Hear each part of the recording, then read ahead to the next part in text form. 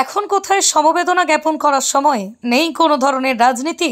জল শুকিয়ে যখন বন্যার্তরা হাসি মুখে ঘরে ফিরবেন তখন না অযথা কথা ব্যক্ত করবেন। বিজেপি রাজ্যিক সভাপতি ভবেশ কলিতার নির্দেশে বিজেপির এক ঝাঁক প্রতিনিধি করিমগঞ্জে বন্যা পরিস্থিতি খবর নেওয়ার পর আজ করিমগঞ্জ পরিদর্শনে এলেন কেন্দ্রীয় বিদেশ প্রতিমন্ত্রী পবিত্র মার্গারিটা। করিমগঞ্জে পা রেখে ডিআইসি ক্যাম্প, নীলমণি স্কুল আশ্রয় শিবির সহ অন্যান্য ক্যাম্প পরিদর্শন করেন মন্ত্রী। আশ্রয় শিবিরে আশ্রিত ব্যক্তিদের খোঁজ খবর নেন, এমনকি তাদের সঙ্গে আলাপ আলোচনা করেন তিনি। পরবর্তীতে মিডিয়ার সামনে ব্যক্ত করতে গিয়ে মন্ত্রী বলেন, বন্যার কালরূপের সময় বরাক, ব্রহ্মপুত্র সবই অঞ্চলে হিমন্ত বিশ্ব শর্মা সরকার অত্যাধিক বিচক্ষণতার সাথে কাজ করে যাচ্ছেন। মুখ্যমন্ত্রীর বলিষ্ঠ পদক্ষেপে কোনো ক্ষোভ নেই বন্যার্তদের মধ্যে। পর্যাপ্ত পরিমাণে ত্রাণ সামগ্রী বিতরণ করা হচ্ছে। বন্যার কবলে কতজন রয়েছেন আগেকার দিনে হিসেব করতে অনেক দিন লেগে যেত, এখন আর তা নেই। আশ্রয় শিবিরে বসে হিসেব করে নেওয়া হচ্ছে। যদিও বা বন্যার কারণে মৃত্যুমুখে পড়েছেন, অচিরে তাদের পরিবারদের হাতে অর্থ তুলে দেওয়া হচ্ছে। বন্যার্তদের জন্য সমব্যথিত সরকার। অযথা কথা বলে বিভ্রান্তি ছড়ানোর সৃষ্টি করছে কংগ্রেস, তাতেই বিরত থাকার জন্য আবেদন কেন্দ্রীয় মন্ত্রীর। কৰিমগঞ্জৰ আমি প্ৰশাসনিক ৰিভিউটো আৰু কিছুবৰ পিছত ল'ম। এতিয়া আমি যিমানবিলাক ইয়াত আশ্ৰয় শিবিৰ আছে, আশ্ৰয় শিবিৰত আমাৰ সন্মানীয় ইয়াৰ জিলা প্ৰতিনিধিসকল, বিধায়কসকল, সন্মানীয় কৰিমগঞ্জৰ সাংসদ, প্ৰাক্তন বিধায়ক, আমি সকলোৱে প্ৰশাসনৰ সৈতে আনকি আমাৰ যিটো দল ভাৰতীয় জনতা পাৰ্টি তাৰো সদস্যসকলে একেলগে আমি ইয়াত আহিছোঁ। ইয়ালৈ আহি খবৰ লৈছোঁ, কি সুবিধা অসুবিধা আমি সংগ্ৰহ কৰিছোঁ খবৰবিলাক, আৰু ইতিমধ্যে সংবাদ মাধ্যমক জনাইছোঁৱেই যে আমি সন্মানীয় ডক্টৰ হিমন্ত বিশ্ব শৰ্মাদেৱ মাননীয় মুখ্যমন্ত্ৰীৰ প্ৰতিনিধি হিচাপে ইয়ালৈ আহিছোঁ। তেখেতো আহি আছে কেইদিনৰ পিছত, আৰু দুগৰাকী সন্মানীয় মন্ত্ৰী কাইলৈ পৰহিলৈ পাবহি। আৰু প্ৰতিদিনেই বহুবাৰ পুৱাৰ পৰা গধূলিলৈকে কৰিমগঞ্জ, হাইলাকান্দি, শিলচৰ এই তিনিখন কাছাৰ এই তিনিখন জিলাৰ আয়ুক্তৰ পৰা আদি কৰি বিধায়কসকললৈকে আৰু সকলোৰে সৈতে আমাৰ মুখ্যমন্ত্ৰী ডাঙৰীয়া যোগাযোগত আছে, আৰু আমাকো সৰজমিনভাৱে প্ৰতিটো দিশ চালি জাৰি চাবৰ বাবে আমাক পঠিয়াইছে।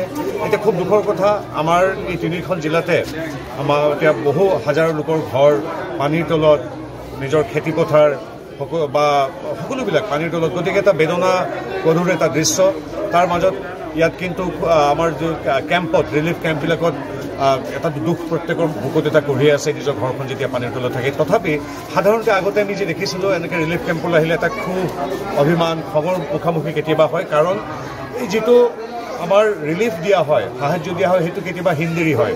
কিন্তু মই জিলা প্ৰশাসন, সন্মানীয় বিধায়কসকল আৰু টীম অসম ডক্টৰ হিমন্ত বিশ্ব শৰ্মাৰ নেতৃত্বত এই যে 5 লাখ 4 লাখ চৰকাৰী কৰ্মচাৰী, বিষয়াই, স্থানীয় ৰাইজ, বিজেপিৰ দৰে বহুকেইটা দল, সংগঠন, সংস্থাই কাম কৰি আছে, তেওঁলোকক ধন্যবাদ জনাইছোঁ। সেইকাৰণে ইয়াত অন্ততঃ মনত দুখ আছে ঘৰটোৰ, কিন্তু ইয়াত যিটো সাহায্য পাব খুব সুন্দৰভাৱে পাইছে বুলি সকলোৱে জনাইছে। আপোনালোকেও দেখিছে, স্বচক্ষে দেখিছে।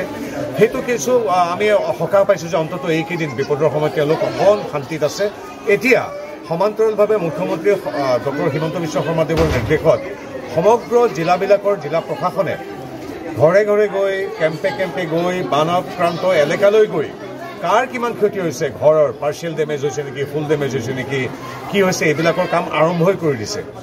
সেইটো বৰ ডাঙৰ কথা। আগতে সেইবিলাক লেহেমীয়া হয়, এতিয়া ৰিলিফ কেম্পত যিদৰে সহায় কৰি থকা হৈছে, ঘৰ ক'ত কেনেকৈ কি হৈছে এইটো খবৰ কৰা হৈছে। আৰু কিছু লোক কেম্পত নাই, তেওঁলোকে নিজাববীয়াকৈ সৰু সৰু এখন চালি দি মথাউৰিৰ ওপৰত বা স্কুলৰ ওপৰত আছে। আনকি তেওঁলোককো যদিও স্কেটাৰ্ড হৈ য'ত ত'ত এগৰাকী, দুগৰাকী, তিনিঘৰ আছে, তেওঁলোকৰ তালৈও যোৱা হৈছে। গতিকে যিখিনি কৰাটো উচিত, কৰণীয় কৰ্তব্য, গোটেইখিনি কাম কৰিছে। আৰু বানৰ পিছত যাতে অসুখ বিসুখ নহয়, কঠীয়াখিনিও যাতে সময়ত পায় খেতিয়কে, কাৰণ কঠীয়াতলীবিলাকো ডুব গৈছে। বানৰ পিছৰ বেমাৰ আজাৰ, সহযোগিতা, এইখিনিৰ কথাও সমান্তৰালভাৱে চিন্তা কৰিছে। এইখিনি আমি আজি দেখিলোঁ স্বচক্ষে। আজি আমি মাৰ্ঘেৰিটাৰ পৰা আহি এতিয়া আমাৰ আন এক প্ৰান্ত সীমান্তৱৰ্তী কৰিমগঞ্জ পাইছোঁহি।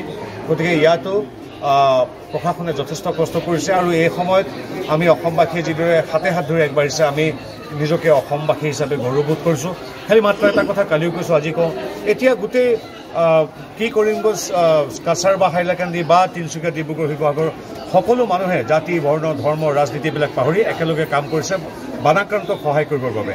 তাৰ মাজত আকৌ কংগ্ৰেছে এইবিলাক পৰিৱেশ বিনষ্ট কৰিবৰ কাৰণে বেয়া কথা, যুক্তিহীন কথা, মিছা কথা এইবিলাক কৈ মানে গোটেই পৰিৱেশটো বেয়া কৰি পেলাইছে। গতিকে অনুৰোধ, আপোনালোকে আমাক গালি পাৰে, সমালোচনা কৰে, এইবিলাক অন্ততঃ 10 দিনৰ পিছত কৰিব। এতিয়া আমি কাম কৰিছোঁ, আপোনালোকৰ যদি একো কাম কৰিবলৈ নাই, আপোনালোকে ফটো উঠি আছে, উঠি থাকক, আমি সেইবিলাকতো বেয়া পোৱা নাই। অলপ দিন আপোনালোকে মন হৈ কেনেকৈ অসমবাসীয়ে কাম কৰে সেইটো চাওক। কাৰণ কি কংগ্ৰেছৰ যিসকল কৰ্মী তেওঁলোকেও নামি পৰিছে, আমাৰ হাতে হাতে হাত ধৰি বিজেপি, এজিপি, কংগ্ৰেছ বুলি কথা নাই। তাৰ মাজত কিছুমান মুষ্টিমেয় নেতাই মানে আপোনালোকৰ দৃষ্টি আকৰ্ষণ কৰিবৰ কাৰণে, বেয়া পৰিৱেশ কৰিবৰ কাৰণে কথা কয়। অনুৰোধ জনাইছোঁ, 10 দিনৰ পিছত কওক, এতিয়া আমাক শান্তিৰে কাম কৰিবলৈ দিয়ক।